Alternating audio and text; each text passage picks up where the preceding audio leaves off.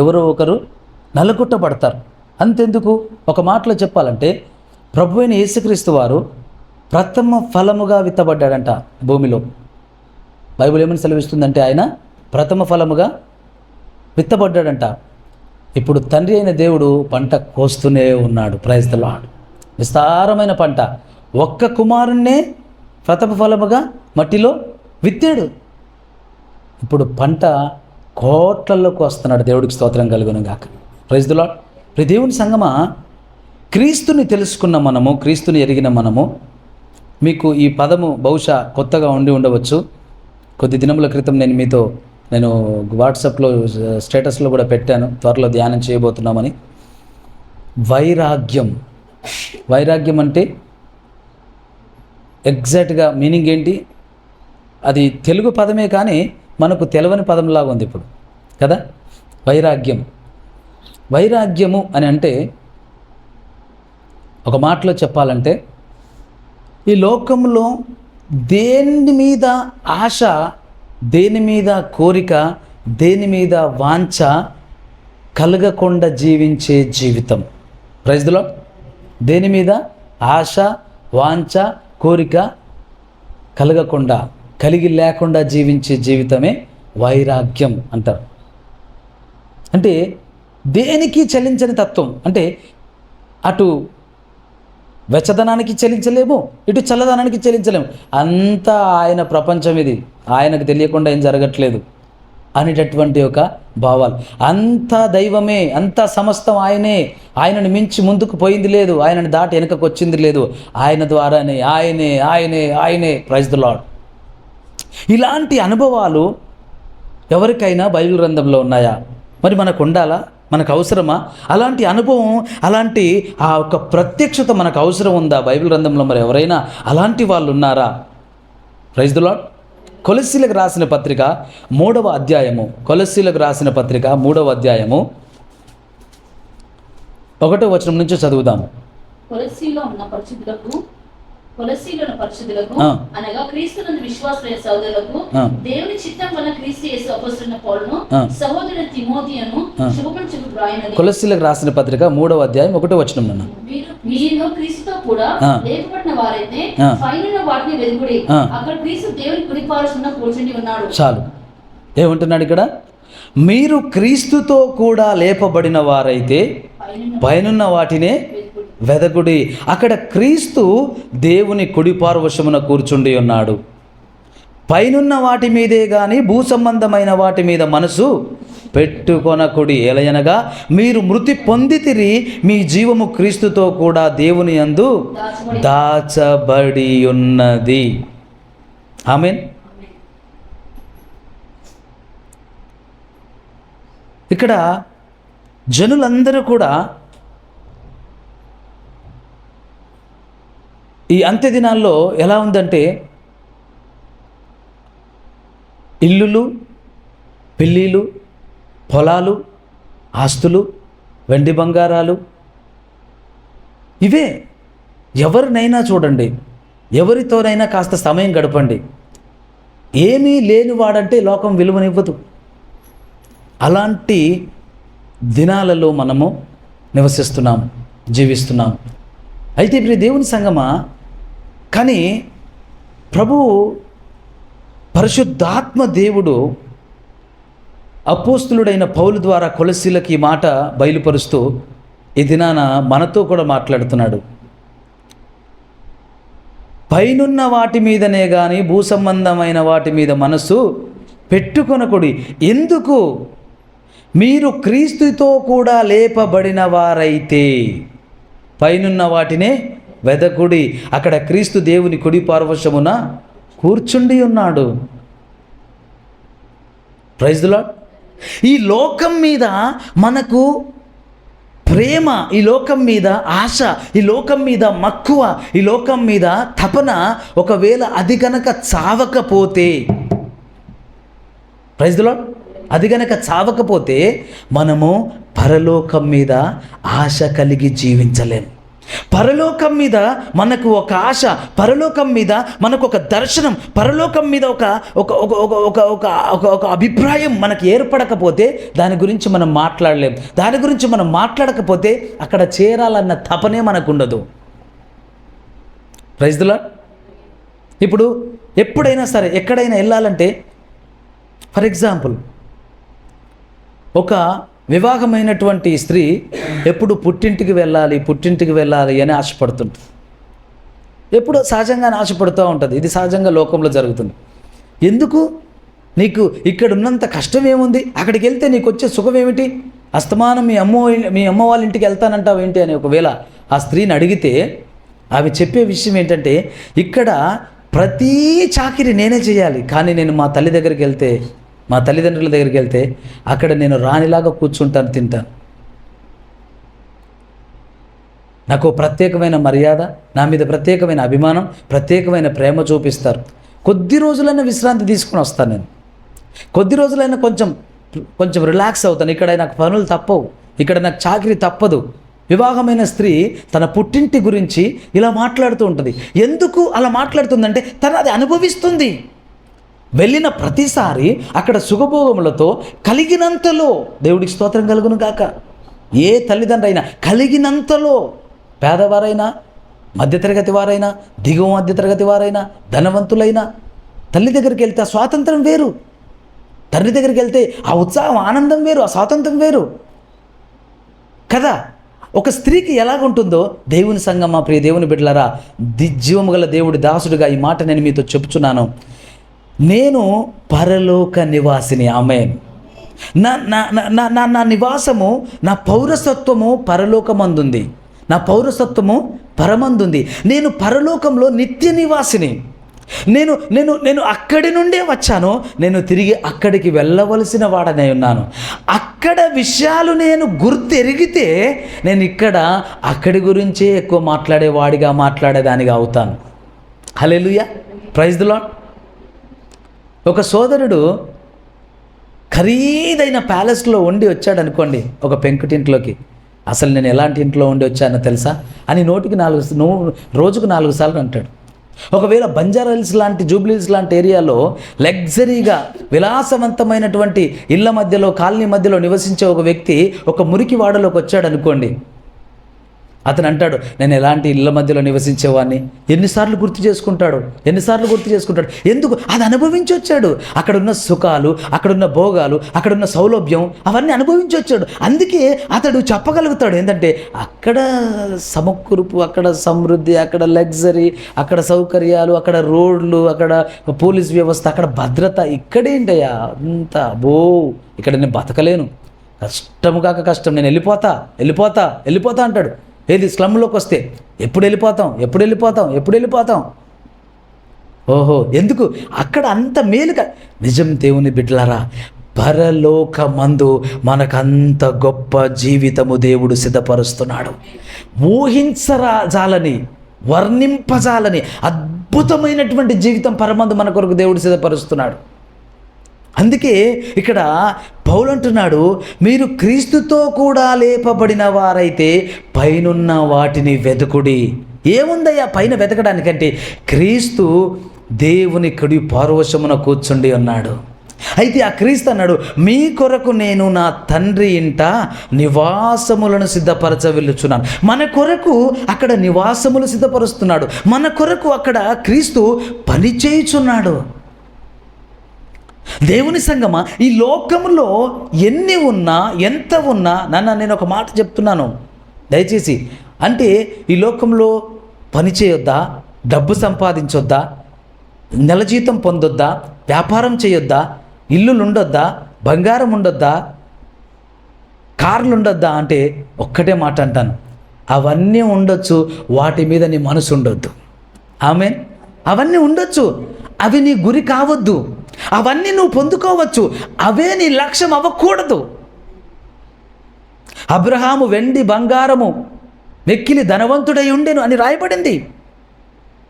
కానీ అబ్రహాము గురి ధనం కాదు, అబ్రహాము గురి గొర్రెలు బర్రెలు కాదు, అబ్రహాము గురి వెండి బంగారాలు కాదు, అబ్రహాము గురి నిత్య నివాసి సర్వోన్నతుడైన జీవము గల దేవుడే, సదాకాలం ఉండువాడు ఆయనే.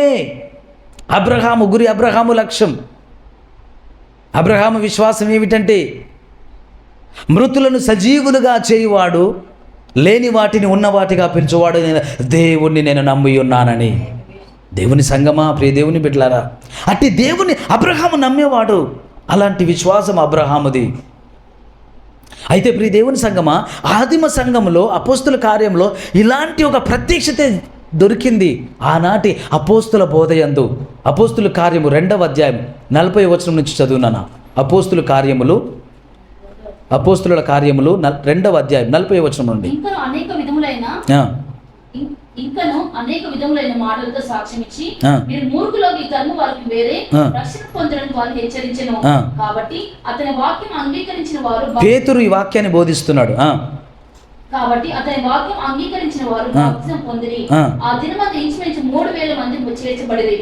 వీరు అపోస్తలుల బోధయందును సహవాసమందును రొట్టె విరుచుటయందును ప్రార్థన చేయుటయందును ఎడతెగక ఉండిరి. ఆమేన్.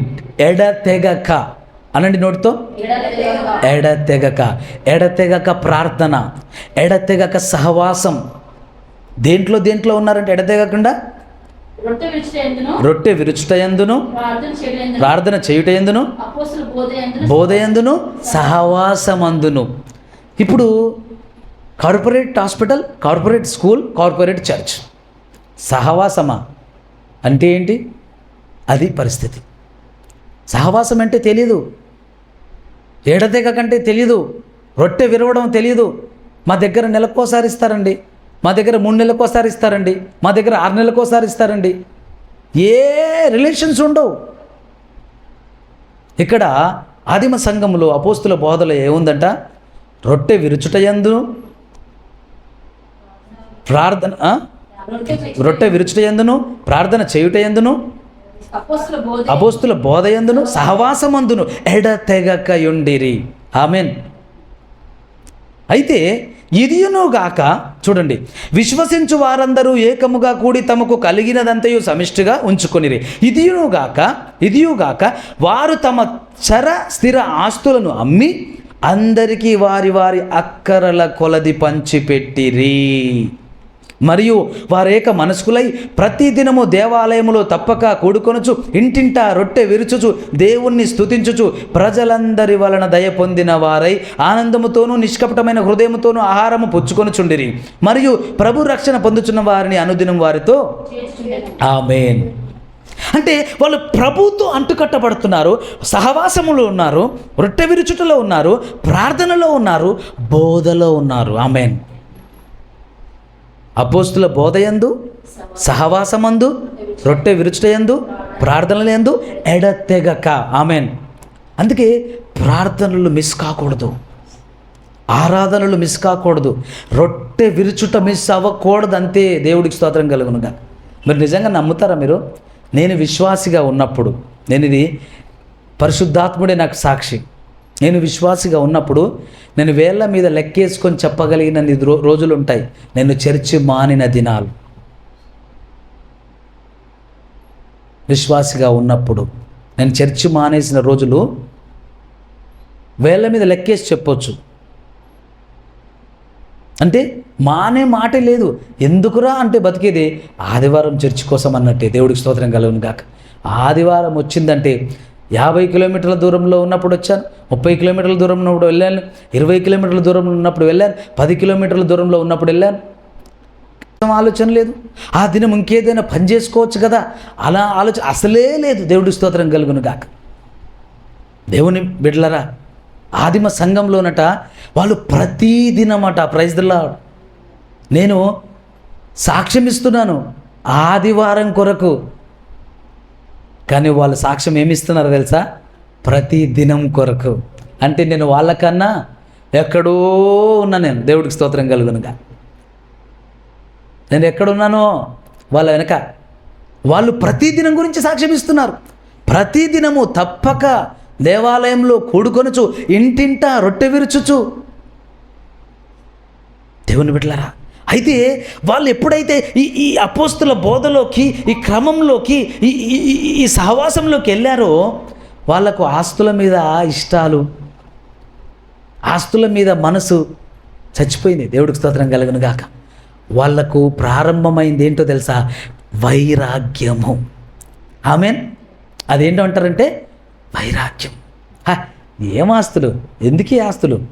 ప్రభు చెప్తున్నాడు, మీరు ఇక్కడ ఆస్తులు కూడా పెట్టుకోకండి, ఇక్కడ చిమ్మట తుప్పు పడతాయి. ఎక్కడ కూడా పెట్టుకోవాలట? మత్తయి సువార్త 6వ అధ్యాయం 19వ వచనం చూడండి. మత్తయి సువార్త 6వ అధ్యాయం 19వ వచనం, 20వ వచనం. భూమి మీద మీ కొరకు ధనము కూర్చుకొనవద్దు, ఇక్కడ చిమ్మెటయు తుప్పును తీవేయును, దొంగలు కన్నము వేసి దొంగిలిదరు. పరలోకమందు మీ కొరకు ధనము కూర్చుకొనుడి, అక్కడ చిమ్మటయను తుప్పయను దాన్ని తీవేయదు, దొంగలు కన్నము వేసి దొంగిలరు. మీ ధనం ఎక్కడ ఉండునో అక్కడ నీ హృదయం ఉండును. దేవునకు చాలు. మీ ధనం ఎక్కడ ఉండునో నీ హృదయము అక్కడే ఉండును. ఆమేన్. అందుకే అపోస్తులకు ఏమనిపించిందంటే, ఈ వద్దబ్బా, ఈ 20 ఎకరాలు ఉంది, నాకు ఏం చేసుకోవాలి? మేమున్నాం 3-4. దేనికి అది? వెనక 10 తరాల కోసమా? కాదు, ఇప్పుడు అనేకుల రక్షణ కొరకు నేను ఇది ఖర్చు చేస్తాను అని చెప్పని ఒక 2 ఎకరాలు ఉంచుకొని 18 ఎకరాలు అమ్మేశాడు ఆయన. నేను ఉజ్జాయింపుగా చెప్తున్నాను. 4 ఎకరాలు ఉన్నాడు, 2 ఎకరాలు అమ్మేశాడు, 2 ఎకరాలు ఉంచుకున్నాడు. చర స్థిర ఆస్తులట. Praise the lord. చర స్థిర ఆస్తులట. అపోస్తుల కార్యములు 5వ అధ్యాయం 1వ వచనం నుంచి చదువుదాం. ఇంకొక మాట చూద్దాం. అపోస్తుల కార్యం 4వ అధ్యాయం 31వ వచనం నుంచి చూద్దాం. వారు ప్రార్థన చేయగానే వారి కూడి ఉన్న చోటు కంపించెను. అప్పుడు వారందరూ పరిశుద్ధాత్మతో నిండిన వారై దేవుని వాక్కు ధైర్యంగా బోధించిరి. విశ్వసించిన వారందరూ ఏక హృదయమును ఏకాత్మ గలవారై ఉండిరి. ఎవడును తనకు కలిగిన వాటిలో ఏది తనదని అనుకోలేదు. వారికి కలిగినదంతయు వారికి సమష్టిగా ఉండెను. ఇదియుగాక అపోస్తలులు బహు బలంగా ప్రభువైన యేసు పునరుద్ధానమును గూర్చి సాక్ష్యమిచ్చిరి. దైవ కృప అందరి యందు అధికంగా ఉండెను. భూములను ఇంట్లను కలిగిన వారందరూ వాటిని అమ్మిన వాటి వెల తెచ్చి అపోస్తలుల పాదముల మీద పెట్టించి వచ్చిరి. వారు వానికి వాని అక్కర కొలది పంచిపెట్టిరి గనుక. Praise the lord. చూసారా, ఇక్కడ మనకు ఇద్దరు చాలా క్లియర్గా ఉన్నారు. అపోస్తలులు క్లియర్గా ఉన్నారు, పాదాల దగ్గర రాసిపోసిన వాళ్ళు క్లియర్గా ఉన్నారు. ఒకవేళ అక్కడ భూములు కదా, ఏమేమి అమ్మేశారు? ఇండ్లైనను కరిగిన వారందరూ వాటిని అమ్మిన వాటి వెల తెచ్చి అపోస్తుల పాదము యొద్ద పెట్టుచూ వచ్చిరి. అపోస్తుల పాదాల దగ్గర రాజులాగా పోసేశారు పొలాలు, భూములు అమ్మి. అపోస్తులు ఏం చేశారు? వెంటనే నువ్వు ఒక డబుల్ బెడ్రూము, నేను ఒక డబుల్ బెడ్రూమ్ కట్టుకుందాం కదా, నువ్వు ఒక కారు కొనుక్కో, నేను ఒక కారు కొనుక్కుందాం. ఎందుకు అనంటే పరిచర్య కోసమే. ఇట్లా చెప్పారా అపోస్తులు? కాదు, అక్కరల కొలది పంచిపెట్టారు. Praise the lord. ఆదివారం రోజు భోజనం గురించి ఎంతమంది నాతో ఎన్ని అంటారో తెలుసా?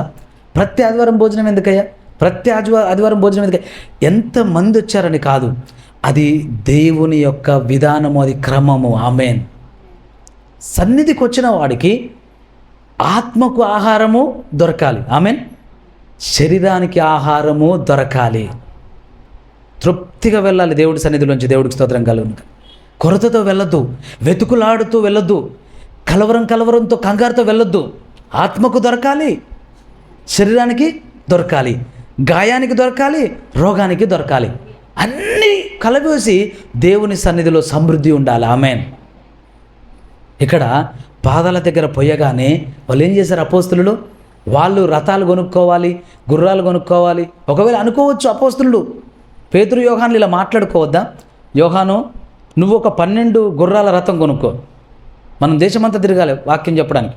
నువ్వు ఒక 10 గుర్రాల రథం కొనుక్కో, నేను పెద్ద పాస్టర్, నేను 20 గుర్రాల రథం కొనుక్కుంటా. ఇట్లా అనుకోవచ్చు కదా. అనుకున్నారు అట్లా. అసలు అట్లాంటి వాళ్ళు అవన్నిటి మీద ఏం చేశారు? మనసు చచ్చిపోయింది, వాళ్ళకు హృదయం లేదు వాటి మీద. దేవుడికి స్తోత్రం కలుగును గాక. వారికి కలిగింది సమిష్టిగా ఉంచుకున్నారట. ఆమేన్. ఎక్కువ ఉన్నది ఏం చేశారు? విస్తారంగా ఉన్నది ఏం చేశారు? అమ్మేసి పరిచర్యకు వాడుతున్నారు, కలిగిన మాత్రం సమిష్టిగా ఉంచుకున్నారు. అయితే దేవుని సంగమా, నేను ఆస్తులు సంపాదించుకునే వాడికి వ్యతిరేకిని కాను, దేవుని సేవకుడిగా. ఆశీర్వదింపబడుతున్న వాడికి వ్యతిరేకిని కాదు, దేవుని సేవకుడిగా. వెండి బంగారాలు గల ఒక స్త్రీకో పురుషుడికో వ్యతిరేకిని కాదు, దేవుని సేవకుడిగా. కానీ వాటి మీదే మనసుంచుచున్నటువంటి క్రైస్తవుడిగా ఉన్నావో నీకు నేను వ్యతిరేకినే. దేవుడికి స్తోత్రం కలుగునుగాక. ఆ హృదయానికి వ్యతిరేకిని, ఆ మనసుకు వ్యతిరేకిని. ఆ హృదయము, ఆ మనసు పరలోకము వెళ్ళే క్రమంలో లేదు.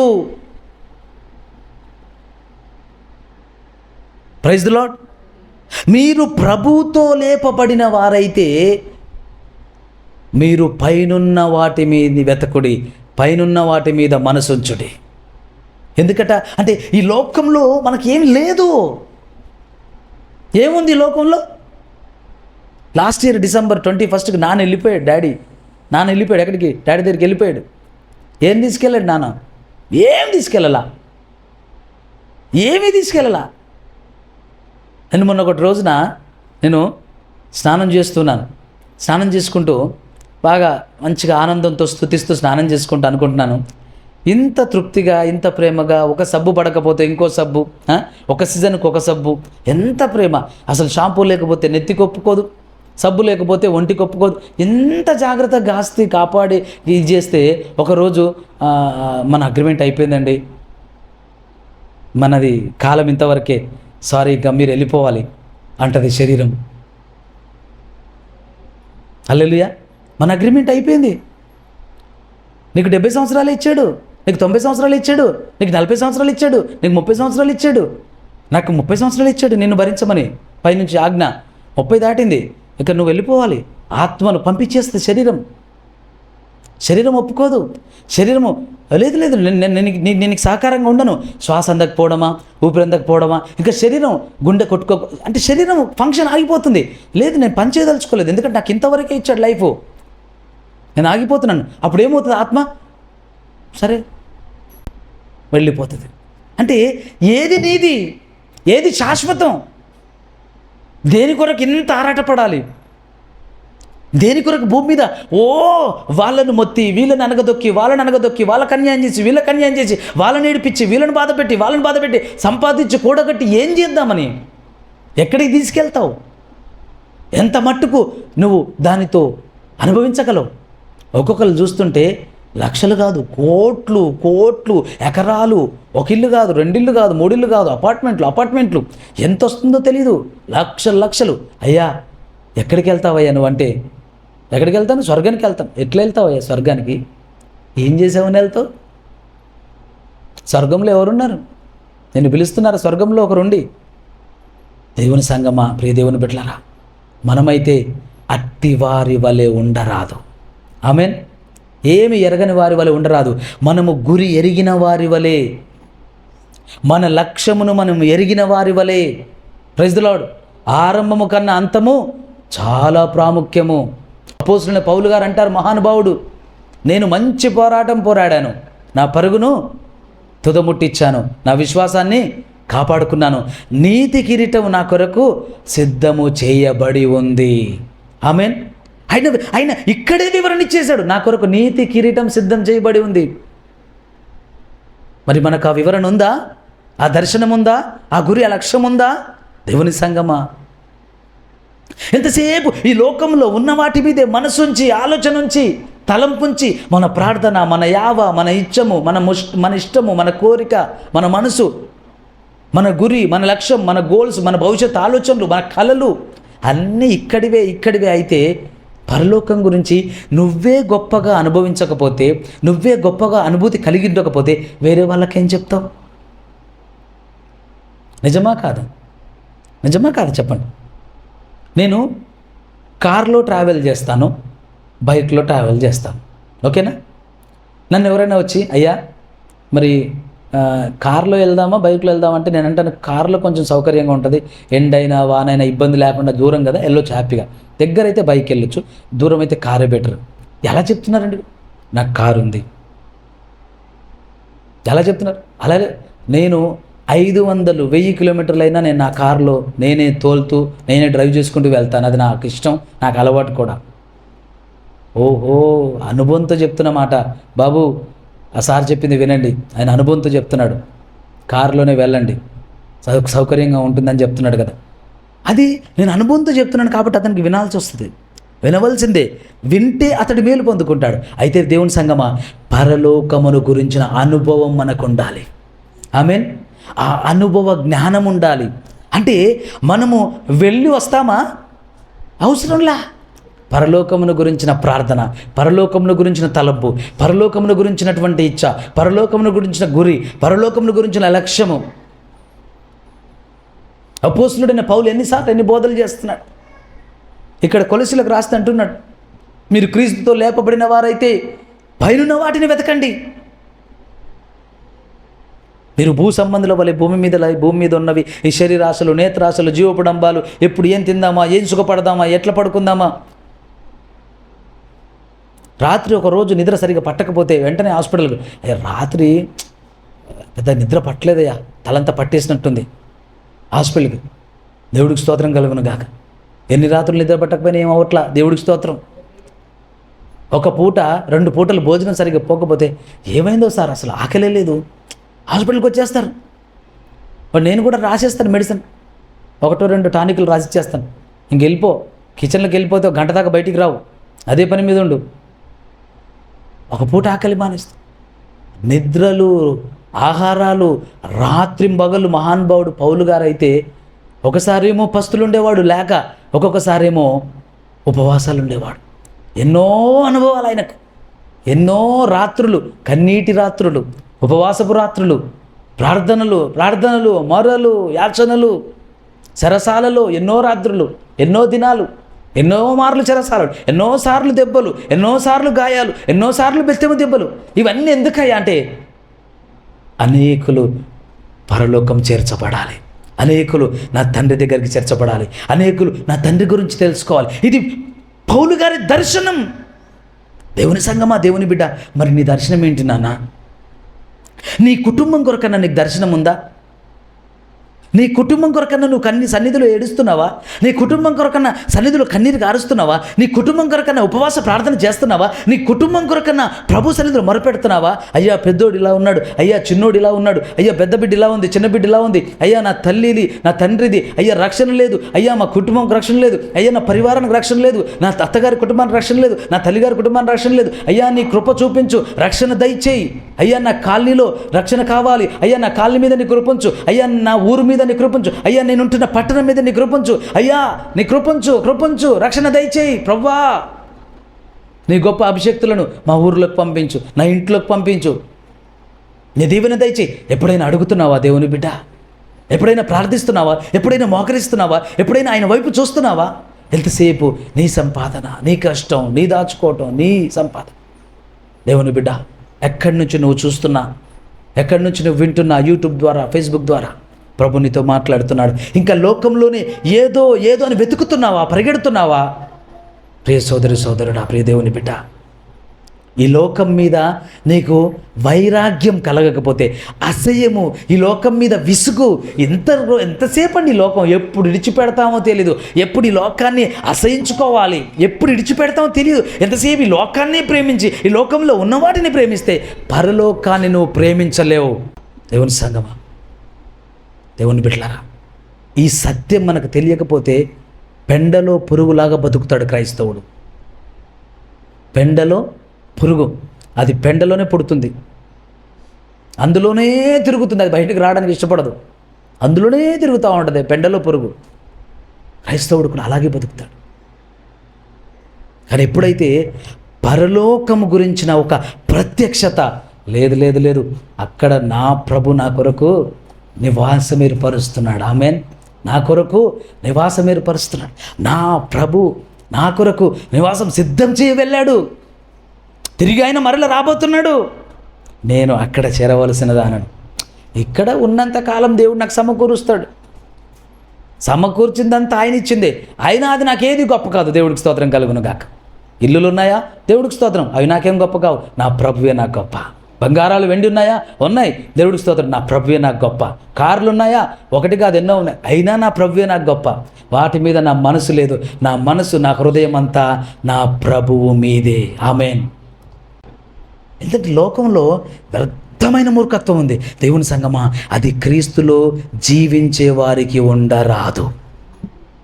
ఆదిమ సంఘంలో లేదు, అపోస్తులలో లేదు, అపోస్తుల బోధల యందు కట్టబడుతున్న వారిలో లేదు, అపోస్తుల బోధలో నిలిచిన వారిలో లేదు. వాళ్ళు ఏం చేశారట? స్థిరాస్తులు అమ్మేసి అక్కర్ల కొలది పంచిపెట్టారట. ఇండ్లు పొలాలు అమ్మి ఏం చేశారట? అమ్మేసి అపోస్తుల పాదాల దగ్గర రాశిలాగా పోసారట. అపోస్తులు ఏం చేశారు? దేవా యేసయ్యా, నిన్ను వెంబడించినందుకు ఇన్ని రోజులకు మాకు ఇంత ఆస్తి ఇచ్చావా అని ఆస్తిని వెనక మూటలు కట్టలేదు. వాళ్ళు ఏం చేశారు? అపోస్తులు అక్కరల కొలది పంచిపెట్టేశారు. దేవుడికి స్తోత్రం కలుగునుగా. అక్కరల కొలది అంటే ఏంటో తెలుసా? అక్కరల కొలది అంటే ఏంటి చెప్పండి? ఏ అవసరాల కొరకు? నువ్వు మొన్న నెక్లెస్ అడిగితే కదా, మీ ఇంట్లో మీ ఆయనను కొట్టినావు కదా, మీ ఆయనతో కొట్లాడినావు కదా, ఇదిగో ఇందులో 10,000 తీసుకుని వెళ్ళి నెక్లెస్ కొనుక్కో.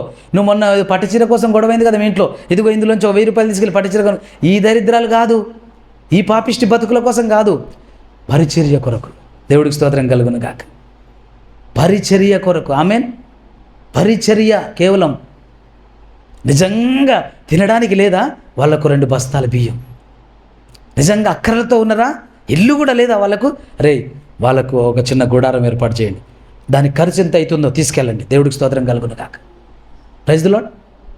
బంగారం కొనడం గురించి, వెండి కొనడం గురించి, పట్టు చీరలు కొనడం గురించి, వేటి కొరకు కాదు, అక్కరల కొలది. ఏ అక్కర అదంటే ఆత్మ సంబంధమైన ప్రపంచంలో ఉన్న అక్కరలు. ఆమేన్.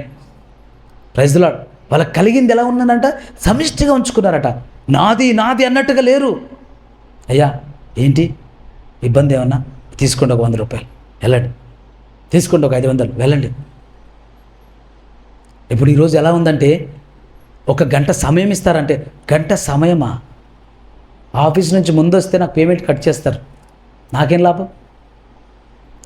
ఒక రోజు డ్యూటీ మానేసి దేవుడి సన్నిధిలో గడపాలంటే ఆ రోజు పేమెంట్ కట్ అయిపోతుంది, నాకేం లాభం? చూసారా ఎలాంటి పరిస్థితిలో?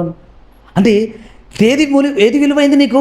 దేవుడి సన్నిధా మరొకట? అంటే దేవుడి సన్నిధి కాదు, నా ఉద్యోగం నాకు విలువైంది, నా వ్యాపారం నాకు విలువైంది. 1 గంటగానే మూసేస్తే ఏం జరుగుతుందో తెలుసా? ఎంత నష్టపోతానో తెలుసా?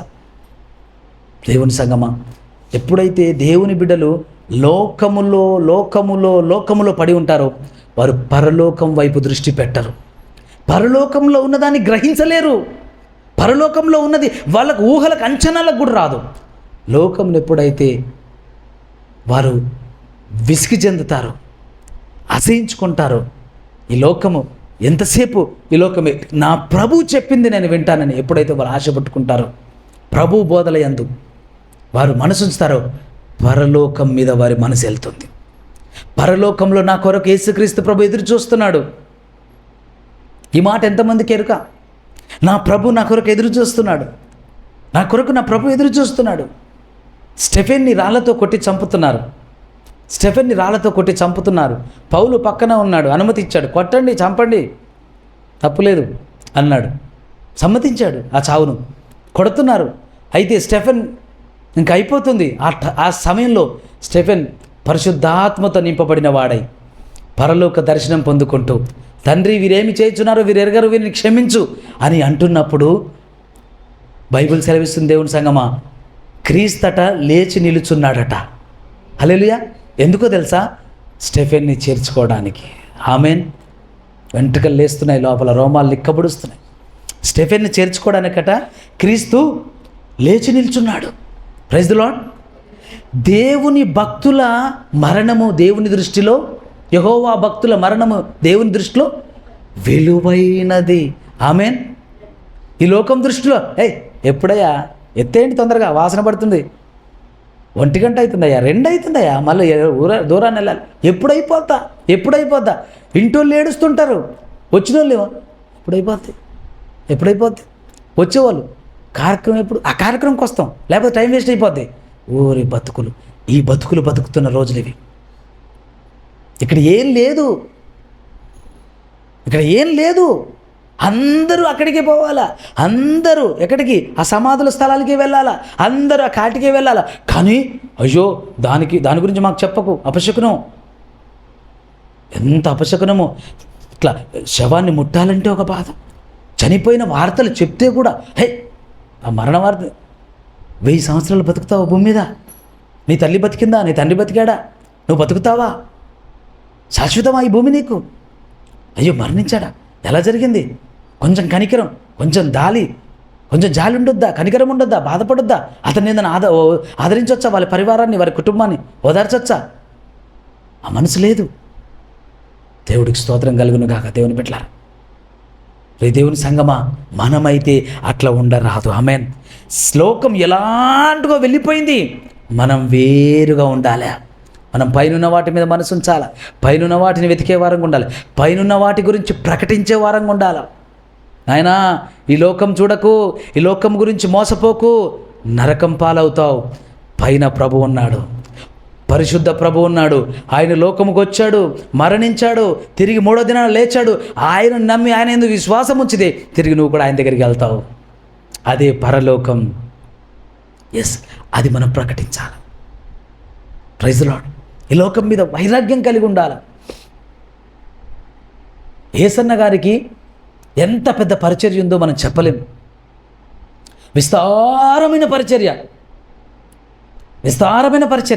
సుమారు ఆయన కింద శిష్యులైన వారు, చూడండి నేను ఏమంటున్నాను, ఆయన కింద శిష్యులైన వారు 2000 మంది ఉన్నారు. ఎప్పుడు నేను చెప్తున్న సమయానికి. అయితే ఒక యాంకర్ అడిగాడు. యాంకర్ అంటే ఆయన సోదరుడే, విశ్వాస పాపం. యాంకర్ అని ఎందుకు అందాం. ఆ సోదరుడు అడిగాడు, అయ్యా మీ కింద ఎంతమంది సేవకులు ఉన్నారయ్యా అని అడిగాడు. దేవుడికి స్తోత్రం కలుగును. యేసన్న గారు అన్నాడు, ఆయన ఈ తరానికి అపోస్తులుడైన పౌలు లాంటి వాడు, అంతే. నా కింద లేరండి, నాతో పాటు సేవలో ఉన్నవారు 2000 మంది ఉన్నారన్నాడు. హల్లెలూయా. నా కింద లేరు, నా బ్యానర్ కింద లేరు, నా కింద లేరు, నాతో పాటు సేవలో ఉన్నారు 2000 మంది ఉన్నారు. ఆయన బాగున్నప్పుడు. ఇప్పుడు ఎంతమంది ఉంటుంది? సుమారు 4000 మంది ఉంటారు. Praise the lord. ఎలాంటి మనసు అది! ఎందుకు ఆయన సేవ ఎదిగింది? ఎందుకు అంతమంది ఆయన కింద శిష్యులయ్యారు అంటే ఆయన పౌలు లాంటి సేవ అయింది. పౌలు లాంటి సేవ. దేవుని సంగమా, మనం అంతుందా? దేన్నన్నా ప్రేమించాడంటే దేన్ని ప్రేమించలా.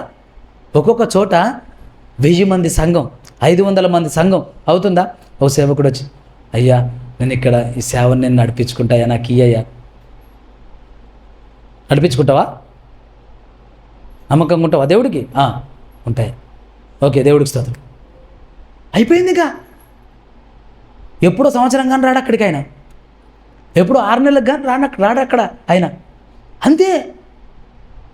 అయ్యా, అలాంటి సేవకులు ఇప్పుడు వెతికితే దొరకరు. ఒక్కడే సేవకుడు ఉంటాడు, దేశం మొత్తం సంఘాలు ఉంటాయి ఆయనకే. ఆయన ఒక దగ్గర కనపడతాడు, ఒక దగ్గర నిలబడతాడు, దేశం మొత్తం తెరలేస్తారు. ఎక్కడ కానుకైనా ఈయన చేతుల్లోకే రావాలి.